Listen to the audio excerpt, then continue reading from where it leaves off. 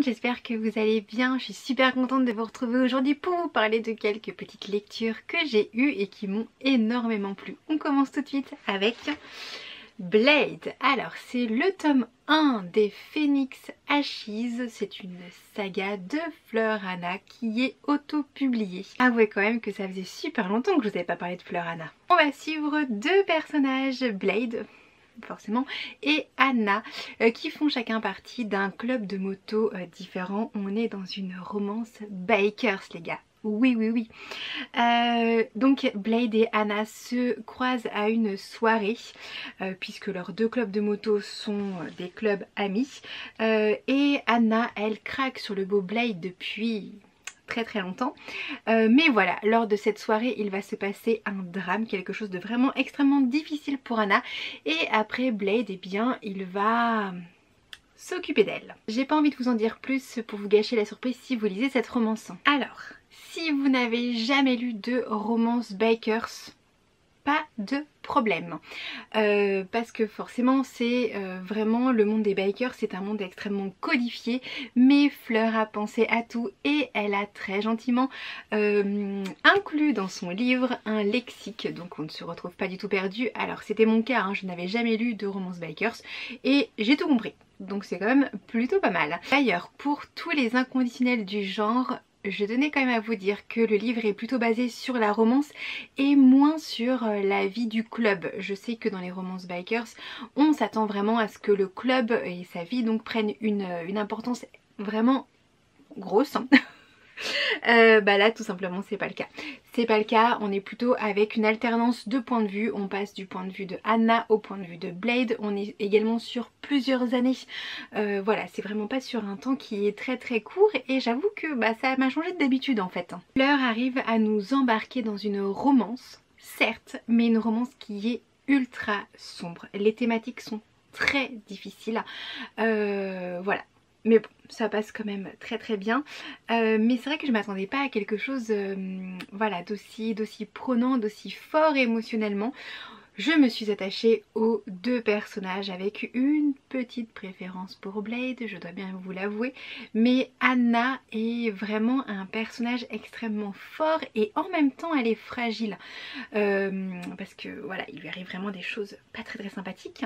Mais elle arrive à se relever et Blade est là pour elle, pour l'aider.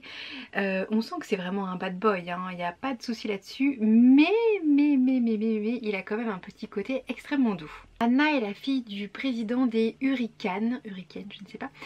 En tout cas, son statut lui confère vraiment une place très singulière au sein de son club.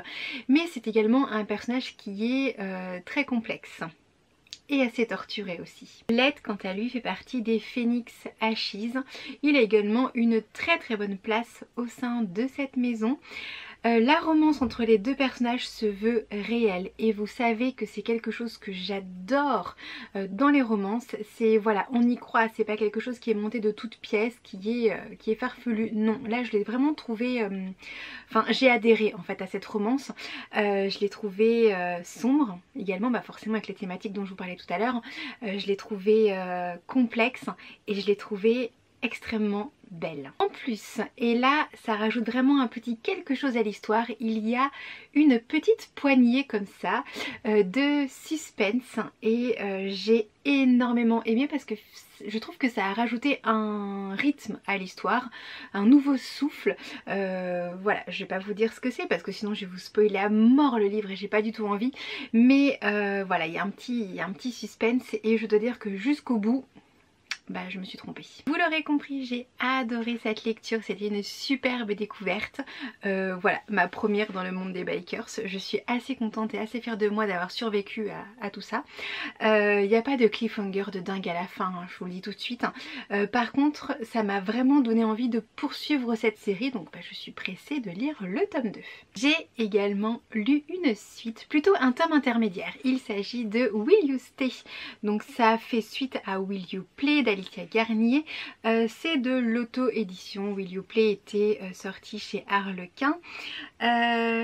Merci à Alicia d'ailleurs parce que c'est un service presse.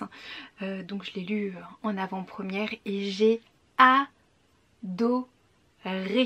mais vraiment adoré. Pour rappel, on suit l'histoire de Dawn et Gareth qui sont deux amis qui se connaissent depuis l'enfance. Gareth est amoureux de Dawn, mais Dawn a trouvé l'amour autre part. Bref, vous aurez compris le contexte.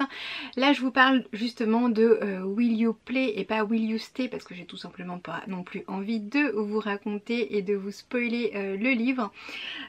Ici on se retrouve donc avec les deux personnages, on est au moment de Noël, mais ça n'est pas une romance de Noël, vraiment pas. Coupez le son si vous voulez pas être spoilé, je vais dire une toute petite phrase. Les personnages habitent désormais ensemble et les 4 années où ils sont restés séparés, éloignés de l'un de l'autre ont laissé quelques marques et quelques non-dits. Très clairement, j'ai adoré retrouver l'écriture fluide et addictive d'Alicia. Ça se lit vraiment hyper vite, après il est tout court, hein, vraiment. Il ne prend vraiment pas longtemps à lire. J'ai adoré retrouver Gareth. J'avoue que j'ai un coup de cœur pour ce personnage. Je suis toujours team Gareth, ça ne changera pas, je ne crois pas. Par contre, j'ai trouvé que Dawn, elle était plus mature, plus réfléchie, et ça m'a plu parce que j'avoue que dans le premier tome, parfois elle m'avait un petit peu agacée.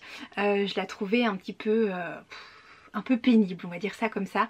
Là j'ai trouvé qu'elle avait vraiment mûri et j'ai énormément apprécié ses traits de caractère. Et puis pour Gareth, vous l'aurez compris, il est toujours attentionné, attachant, bref, je l'adore. J'ai également énormément apprécié que les personnages secondaires soient mis en avant. On voit davantage Derek, on voit davantage Grace, on voit davantage Misha qui est vraiment un souffle de bonne humeur sur ce livre.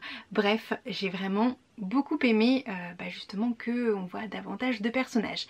Par contre, et là j'ai moins aimé, mais vraiment moins aimé, c'est la fin.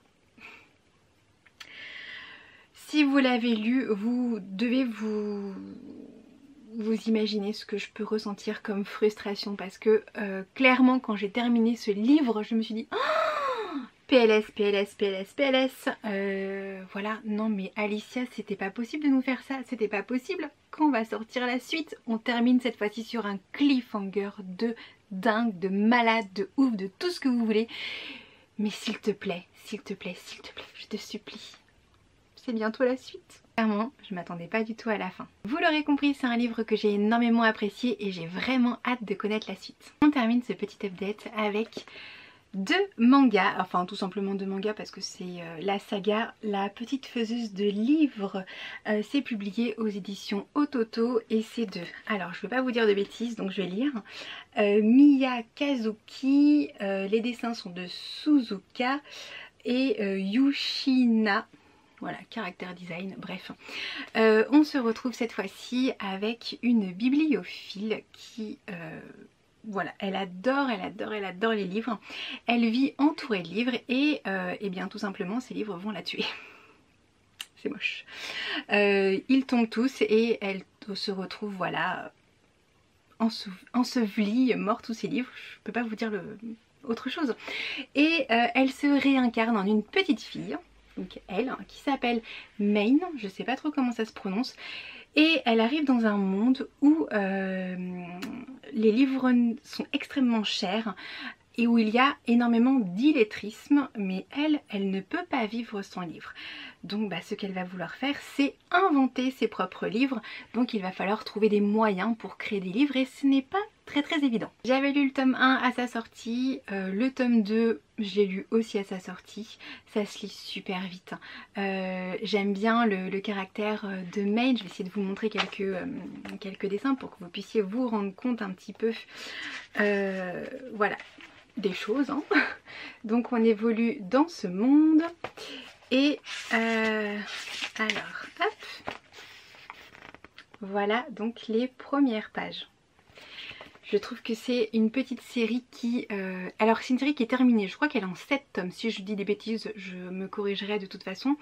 Elle est adaptée d'un roman. Je vous conseille cette série si vous appréciez, si vous aimez les livres. Mais je pense que si vous êtes sur ma chaîne, c'est que c'est le cas.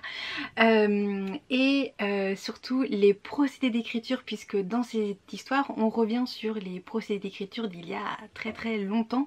Quand les hommes essayaient d'écrire des petites choses, donc on parle de papyrus, on parle de tablettes d'argile, dans le tome 2. Bref, c'est une chouette série à découvrir. Cette série est terminée, donc ça c'est très bien, on va pas avoir 90 tomes. Voilà. Donc je vous la recommande si vous voulez découvrir autre chose. Elle est vraiment sympa. Cette update lecture est désormais terminée. Merci beaucoup de l'avoir regardé jusqu'au bout. J'espère qu'il vous aura plu, qu'il vous aura peut-être donné quelques idées de lecture ou de suite de lecture. Je vous fais plein de très gros bisous. On se retrouve dans les commentaires et à très vite. Salut!